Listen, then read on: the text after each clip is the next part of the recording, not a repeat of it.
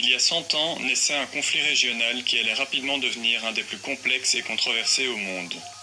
Un conflit entre deux peuples très différents pour un même territoire. Afin de comprendre ses raisons et ses enjeux, retraçons sur carte le conflit israélo-palestinien.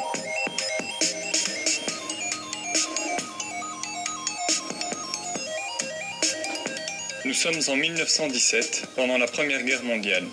Les empires centraux sont opposés à la Triple Entente et à leurs alliés. Les deux côtés essuient de nombreuses pertes et de nouveaux soutiens sont les bienvenus. Le ministre des Affaires étrangères britannique, Arthur Balfour, écrit alors une lettre ouverte promettant un foyer national juif en Palestine contre un soutien du mouvement sioniste. En parallèle, les Britanniques tentent d'affaiblir l'Empire ottoman en poussant les Arabes à la rébellion et en leur promettant l'indépendance sur les territoires libérés. À la fin de la guerre, l'Empire ottoman est vaincu et ses terres sont partagées par les puissances européennes. Les Britanniques donnent ensuite plus d'indépendance aux Arabes en Irak et en Transjordanie. C'est dans ce qu'il reste de la Palestine que le Royaume-Uni veut créer un foyer national juif, alors que la communauté juive y est largement minoritaire. Mais l'immigration prend rapidement de l'ampleur suite à la situation tendue en Europe et plus particulièrement en Allemagne où le parti nazi antisémite arrive au pouvoir.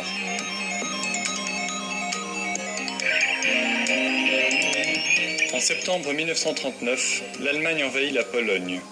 Le Royaume-Uni et la France réagissent en lui déclarant la guerre, c'est le début de la Seconde Guerre mondiale. En 5 ans, le conflit fait plus de 60 millions de morts, dont près de 6 millions de juifs visés par la Shoah.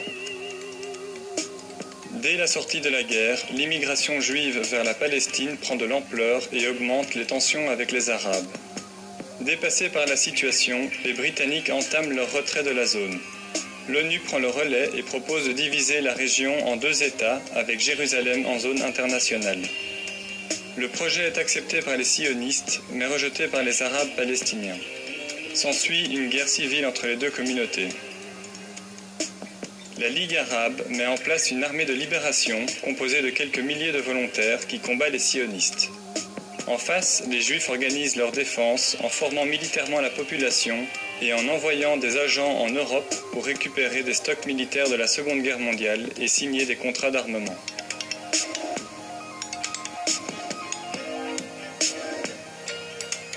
Le 14 mai 1948, le Royaume-Uni termine son retrait de Palestine. Les Juifs proclament alors l'indépendance de l'État d'Israël. En réaction, la Ligue arabe lui déclare la guerre. Pendant le conflit, 2 trêves vont permettre à l'armée israélienne de se renforcer et de progressivement prendre le dessus. Finalement, des accords d'armistice sont signés. Israël s'empare de nouveaux territoires, dont l'ouest de Jérusalem.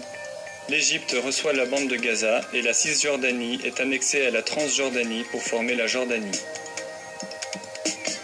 Ce conflit aura provoqué de nombreux déplacements de population. D'une part, plus de 700 000 Arabes ont été chassés ou ont fui les territoires israéliens vers des camps de réfugiés. D'autre part, les communautés juives des pays arabes, parfois vieilles de plus de 2000 ans, sont chassées et vont se réfugier en Israël ou en Europe. Enfin, de nombreux Juifs européens sont rassurés par la victoire d'Israël et choisissent de s'y installer.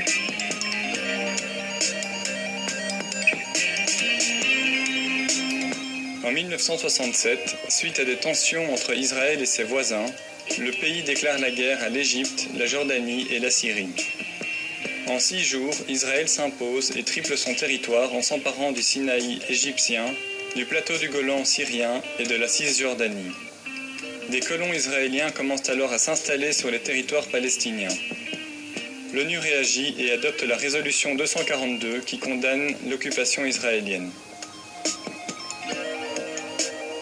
6 ans plus tard, l'Égypte et la Syrie lancent une attaque surprise pour tenter de récupérer leurs terres. Dans un premier temps, l'armée israélienne est mise en déroute et ne peut repousser l'attaque.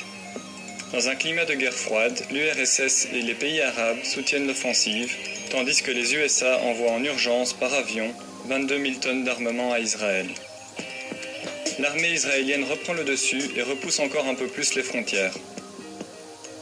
Après un cessez-le-feu, les pays arabes exportateurs de pétrole décident de punir les USA et les alliés d'Israël en augmentant de 70% le prix du baril et en diminuant la production de 5%. C'est le premier choc pétrolier. Israël est mis sous pression internationale et rend le Sinaï à l'Égypte et une partie du Golan à la Syrie. Mais il conserve son contrôle sur les territoires palestiniens où la colonisation s'accélère, surtout à Jérusalem-Est.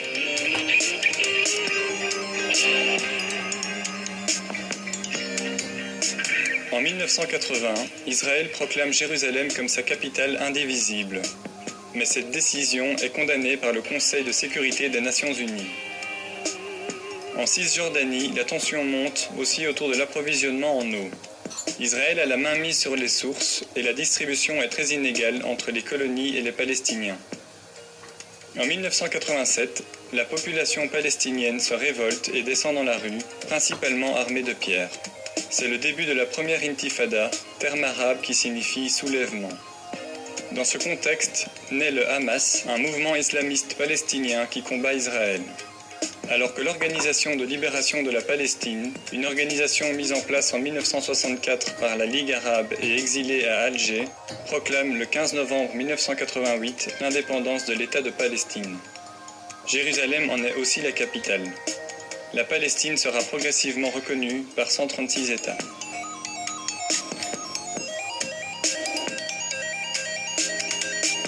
Après 6 ans de conflit, une paix fragile est signée avec les accords d'Oslo qui prévoient une reconnaissance mutuelle et les bases pour l'autodétermination de la bande de Gaza et de Jéricho dans un premier temps. En 1995, un plan de partage de la Cisjordanie est signé.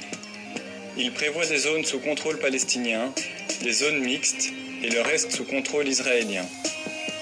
Mais les deux parties n'arrivent pas à se mettre d'accord sur certains sujets épineux, tels que le statut de Jérusalem ou le retour des nombreux réfugiés palestiniens. Les négociations deviennent un échec et les violences reprennent de plus belle. À Jérusalem, la visite du chef de l'opposition israélienne sur l'esplanade des mosquées, lieu saint des musulmans, est l'étincelle qui déclenche la seconde intifada, marquée par de nombreux attentats suicides. Israël est à nouveau en difficulté.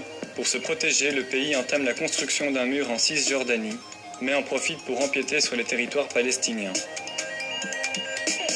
Ce mur est déclaré illégal par la Cour internationale de justice.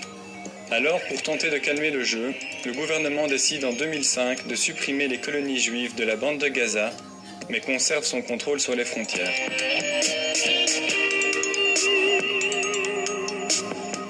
Dans les années qui suivent, les tensions vont surtout se concentrer autour de la bande de Gaza et principalement contre le Hamas qui en a pris le contrôle. Israël impose alors un blocus contre la région. En face, le Hamas tire régulièrement des roquettes vers les territoires israéliens. En conséquence, plusieurs affrontements y ont lieu, jusqu'au plus violent en 2014. L'aviation israélienne pilonne la région et détruit 50 000 maisons, une centaine d'écoles, une dizaine d'hôpitaux et l'unique centrale électrique. La population qui est coincée dans l'enclave se retrouve en situation de désastre humanitaire.